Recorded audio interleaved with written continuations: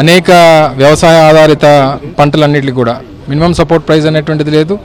ఆదుకోవాల్సినటువంటి ప్రభుత్వం market intervention లేదు. అలాగే మార్కెట్ ద్వారా పొగాకు రైతులకి కాపాడాలనేటువంటి తపన ఆలోచన అనేటువంటి ప్రభుత్వానికి లేదు.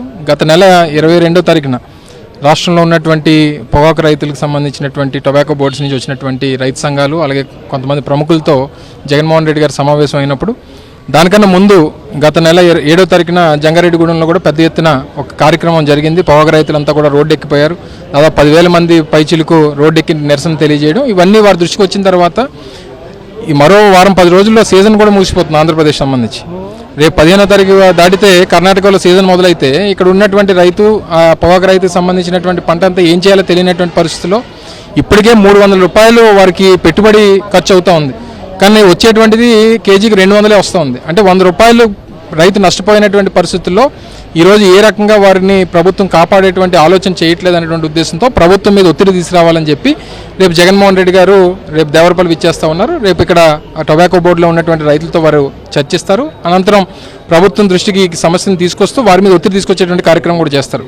మొన్న భీమవరంలో ఆక్వా విషయంలో కానీ, గతంలో గుంటూరు మిర్చి విషయంలో కానీ, లేదా దానికి ముందు కూడా గతంలో ఒంగోలు వెళ్ళినప్పుడు పొగాకు రైతుల విషయంలో కానీ ఏదైనా సరే ఈరోజు రాష్ట్రంలో ఏ పంట సాగు చేసేటువంటి రైతుకు కూడా ఈరోజు గిట్టుబాటు ధర కానీ ప్రభుత్వం నుంచి సాయం కానీ లేదనేటువంటిది రైతులు ఇబ్బందులు పడుతూ ఉన్నారు. దానికి అండగా జగన్మోహన్ రెడ్డి గారు తప్పితే రాష్ట్రంలో మరొకరు చెప్పుకునేటువంటి నాదుడు కూడా లేడు. సో అందుకనే రేపు ఈ పర్యటన ప్రభుత్వం కళ్ళు తెరిపించేటువంటి విధంగా ఉంటుంది అనేటువంటి ఉద్దేశంతో ఈ కార్యక్రమాన్ని చేపడతా ఉన్నాం. సో డెఫినెట్గా పొగాకు రైతులు దాదాపు 1,00,000 మంది, 4 లక్షల జనాభా, 1,00,000 మంది రైతులు, 2.5 లక్షల హెక్టార్లు. సో ఇదంతా కూడా రేపు వారికి మేలు జరిగేటువంటి విధంగా ఈ కార్యక్రమం జరుగుతుందని చెప్పి ఆశిస్తా ఉన్నాం. చెప్పండి, ఏ విధంగా చూస్తారు? ఇప్పటికే మేము 10 రూపాయలు పెంచామంటూ ప్రచారాలు చేస్తున్నారు, జగన్మోహన్ రెడ్డి వస్తున్నారు అనగానే ఏ విధంగా చూస్తారు? ఇలాంటి ఈ గోపాలపురం నియోజకవర్గం అనేది మెట్ట ప్రాంతం అండి. ఇక్కడున్న రైతులందరూ కూడా ఎక్కువ శాతం పొగాకునే పండిస్తూ ఉంటారు. ఈ సీజన్లో ఇప్పటి వరకు పొగాకు రైతులు పండించిన పంటకి వారు పెట్టిన పెట్టుబడికి ఎక్కడా కూడా రైతుకి ఎటువంటి కూడా వారి పడిన కష్టానికి కూడా ఎక్కడా కూడా ఫలితం లేకుండా పోయింది. మేము ఇక్కడ ఇదే టొబాకో బోర్డు దగ్గర దేవరపల్లిలో 2 నెలల క్రితం ఇక్కడ రైతుల పక్షాన ధర్నా చేయడం జరిగిందండి.